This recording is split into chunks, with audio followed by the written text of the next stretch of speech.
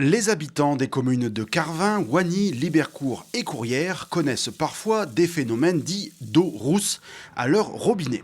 Si la consommation de cette eau ne présente strictement aucun danger, l'agglo Hénin-Carvin et Veolia ont lancé un ambitieux programme de régénération des canalisations d'eau sur ces 4 villes. On est dans une région où l'eau est relativement calcaire, elle est dure, dans notre jargon familial.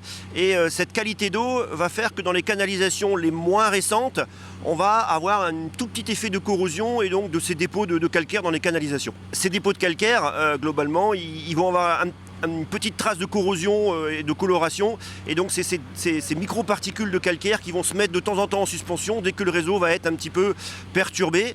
Et on va avoir cette eau qui va être un petit peu colorée, ce qu'on appelle de l'eau rousse. Les opérations de nettoyage des canalisations s'étaleront sur 18 mois, selon le dicton en vigueur chez Veolia, un jour, 1 km, sachant que le total s'élève à 200 km sur les 4 communes. Et la régénération, elle consiste à faire un arrêt d'eau. Donc pendant la journée, les gens n'ont pas d'eau à leur domicile, ils sont bien sûr prévenus. On les prévient 10 jours avant. Et ensuite, on va faire une séquence d'injection air-eau dans la canalisation.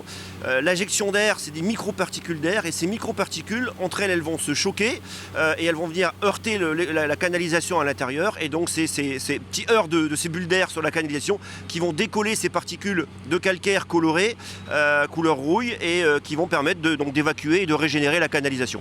Tout au long du processus, la qualité de l'eau est contrôlée au point de sortie. C'est la fameuse turbidité, la teneur d'un fluide en matière qui le trouble.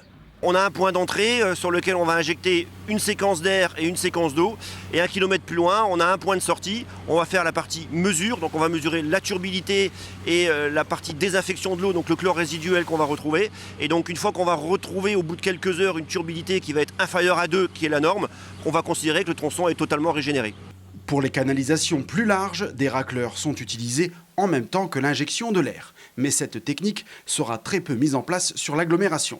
L'opération de régénération a été un sujet primordial lors des négociations entre la CAC et Veolia, titulaire de la délégation de service public depuis 2022. Une opération totalement neutre pour les usagers.